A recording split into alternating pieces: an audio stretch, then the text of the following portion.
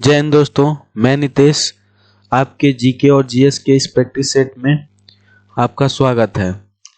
आज हम लोग इस जीएस और जीके के प्रैक्टिस सेट में 10 क्वेश्चन पे फिर से डिस्कस करेंगे। करने के लिए 10 क्वेश्चन होगा, लेकिन आप लोग जानते हैं कि 50 से 60 क्वेश्चन पे हम लोग बात करते हैं। तो आइए एक मोटिवेशनल कोट के साथ इस वीडियो की शुरुआत करते हैं।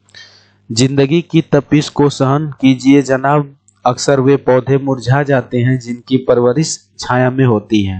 ठीक है, तो इसी मोटिवेशनल कोट के साथ आइए पहले क्वेश्चन को देखते हैं। तो पहला क्वेश्चन है, मसालों का बगीचा किस राज्य को कहा जाता है? तो मसालों का बगीचा किस राज्य को कहा जाता है? तो सही राइट आंसर क्या हो जाएगा? ए, यानी मसालों का बगीचा किस राज्य को कहा जाता है? केरल को कहा जाता है। जबकि एक मिनट रुकिए थोड़ा सा,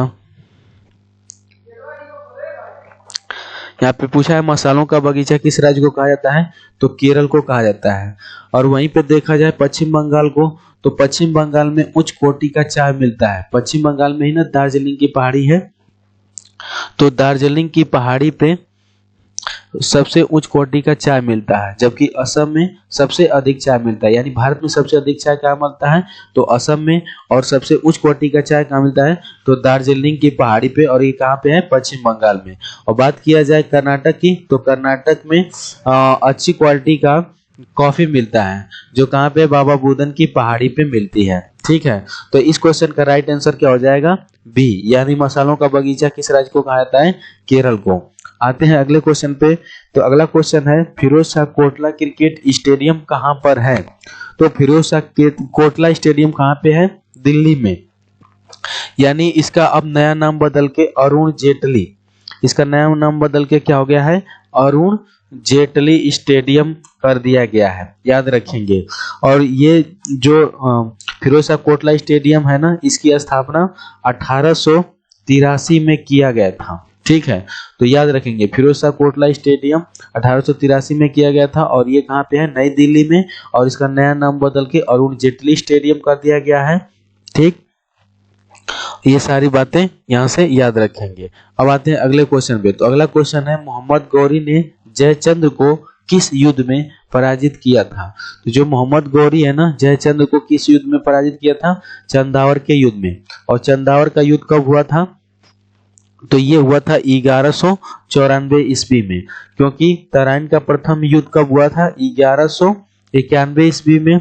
और तराइन का द्वितीय युद्ध 1192 ईस्वी में। तो ये तराइन का प्रथम युद्ध में मोहम्मद गौरी और पृथ्वीराज चौहान, इसमें मोहम्मद गौरी हार गए और पृथ्वीराज चौहान जीत गए। जबकि द्वितीय युद्ध में मोहम्मद गौरी जीता और उसके बाद पृथ्वीराज चौहान हार गए। और वही उसके बाद चंदावर का युद्ध हुआ, जिसमें राजा जयचंद्र और मोहम्मद गौरी के बीच युद्ध हुआ और इसमें मोहम्मद गौरी विजयी हुआ। ठीक है, तो ये युद्ध कब हुआ था? 1194 ईस्वी में। ठीक है, और ऊपर है कन्नौज का युद्ध। तो कन्नौज के युद्ध को ही बिलग्राम का युद्ध कहते हैं, जो हुआ था 1540 ईस्वी में और शेरशाह सूरी और हुमायूं के बीच में हुआ था। तो इस क्वेश्चन का राइट आंसर क्या हो जाएगा? डी। अब आते हैं अगले क्वेश्चन पे। तो अगला क्वेश्चन है, भारत में लोकसभा का विघटन कौन कर सकता है? तो भारत में लोकसभा का विघटन कौन करता है? राष्ट्रपति। भारत में जो मंत्रिपरिषद होते हैं लोकसभा के प्रति, तो लोकसभा के प्रति जो मंत्रिपरिषद होते हैं, उनके कहने पर जो भारत के राष्ट्रपति होते हैं वो लोकसभा का विघटन कर देते हैं। और ये विघटन होने के बाद नए आम चुनाव की घोषणा हो जाती है और नए आम चुनाव होता है। ठीक है, तो ये सारी बातें याद रखेंगे। अब आते हैं अगले क्वेश्चन पे। तो अगला क्वेश्चन है, अरब सागर की रानी किसे कहा जाता है? तो अरब सागर की रानी किसे कहा जाता है? कोचीन को। तो राइट आंसर क्या हो जाएगा? कोचीन।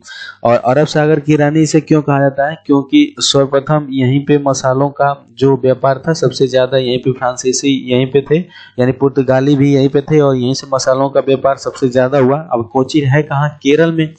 क्योंकि यहाँ पे देखेंगे नीचे ये केरल राज्य है, तो यहीं पे कालीकट तट पे पहले वास्को डी गामा आया था, तो इस वाले क्षेत्र को अपना ये केंद्र बनाए थे।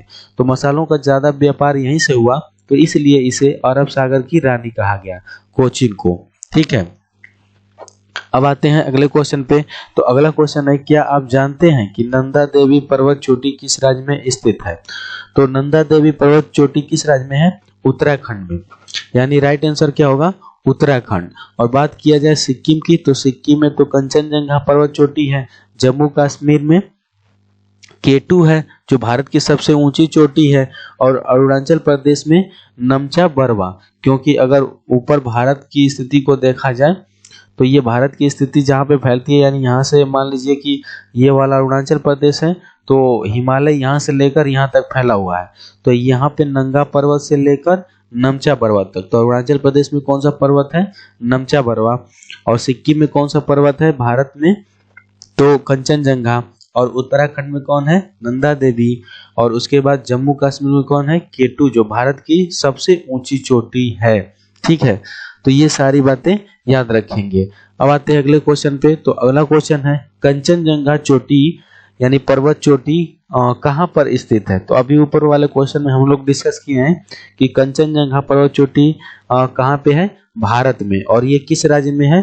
तो सिक्किम में है। और ये हिमालय की सबसे ऊंची चोटी भारत में स्थित है। वैसे हिमालय की सबसे ऊंची चोटी माउंट एवरेस्ट जो तो नेपाल में है, लेकिन हिमालय की सबसे ऊंची चोटी भारत में कंचनजंगा है। और वहीं पूछा जाए कि भारत की सबसे ऊंची चोटी है तो K2 बताएंगे। अब K2 वो तो ट्रांस हिमालय के अंतर्गत आती है, तो K2 को भारत की सबसे ऊंची चोटी तो कहते हैं, लेकिन हिमालय की सबसे ऊंची चोटी कंचनजंगा को ही बताएंगे। अब आते हैं अगले क्वेश्चन पे। तो अगला क्वेश्चन है, क्या आप जानते हैं कि भारत का सबसे बड़ा बंदरगाह कौन सा है? यानी भारत का सबसे बड़ा बंदरगाह देखा जाए तो यहाँ पे कौन सा राज्य है? गुजरात। और गुजरात के नीचे महाराष्ट्र, उसके बाद गोवा, फिर कर्नाटक है और नीचे तक केरल, उसके बाद तमिलनाडु और आंध्र प्रदेश, और उसके बाद उड़ीसा, और उसके बाद पश्चिम बंगाल।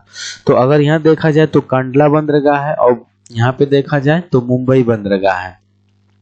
तो पूछ रहा है कि क्या आप जानते हैं कि भारत का सबसे बड़ा बंदरगाह कौन सा है? तो भारत का सबसे बड़ा बंदरगाह कौन सा है? मुंबई। और ये कहाँ पे है? महाराष्ट्र में। और बात किया जाए विशाखापट्टनम की, तो विशाखापट्टनम पड़ता है आंध्र प्रदेश में। और ये बंदरगाह भारत का सबसे गहरा बंदरगाह होता है। ठीक है। और बात किया जाए कांडला बंदरगाह की, तो कांडला बंदरगाह गुजरात में स्थित है। और ये गुजरात की स्थिति यहाँ पे देख रहे होंगे, यहाँ पे है। और यहाँ देखा जाए पारादीप, तो पारादीप पड़ता है उड़ीसा में, और ये उड़ीसा का एक बंदरगाह है। ठीक है, तो उम्मीद करते हैं सारी चीजें समझ में आ गई होगी। तो यानी भारत का सबसे बड़ा बंदरगाह कौन होगा? मुंबई बंदरगाह होगा। अब आते हैं अगले क्वेश्चन पे। तो अगला क्वेश्चन है, उकाई सिंचाई परियोजना भारत में किस राज्य में स्थित है? तो जो उकाई सिंचाई परियोजना है वो किस राज्य में है? गुजरात में। और ये उकाई परियोजना सिंचाई मतलब कि एक तरह से देखा जाए तो जल विद्युत परियोजना है, और ये वर्तमान में गुजरात राज्य में स्थित है। और किस नदी पे बनाई गई है? तो तापी या ताप्ती नदी पे बनाई गई है। ठीक है, तो याद रखेंगे कि उकाई परियोजना तापी नदी पे गुजरात में स्थित है, और यह एक जल विद्युत परियोजना भी है, और इसका काम सिंचाई के तहत भी किया जाता है। अब आते हैं अगले क्वेश्चन पे। तो अगला क्वेश्चन है हम लोग का, भारतीय अंतरिक्ष अनुसंधान संगठन की स्थापना कब हुई थी? तो भारतीय अंतरिक्ष अनुसंधान संगठन की स्थापना 15 अगस्त 1969 में हुई थी, यानी 1969 में हुई थी। और बात किया जाए 1984 की, तो 1984 में भारत के पहले भारतीय व्यक्ति यानी राकेश शर्मा अंतरिक्ष में गए थे। और यहाँ देखा जाए 2003 की, तो 2003 में भारत की प्रथम भारतीय मूल की महिला कल्पना चावला जो अंतरिक्ष में गई थी। और यहाँ बात किया जाए वर्ष 1975 की, तो वर्ष 1975 में भारत का प्रथम वो जो होता है वो आर्यभट्ट, जिसको उपग्रह कहते हैं, वो छोड़ा गया था। यानी प्रथम आर्यभट्ट उपग्रह 1975 में छोड़ा गया। प्रथम भारतीय महिला अंतरिक्ष में जाने वाली कल्पना चावला 2003 में गई थी। और प्रथम भारतीय व्यक्ति राकेश शर्मा जो 1984 में गए थे अंतरिक्ष में। और इस क्वेश्चन का राइट आंसर क्या हो जाएगा?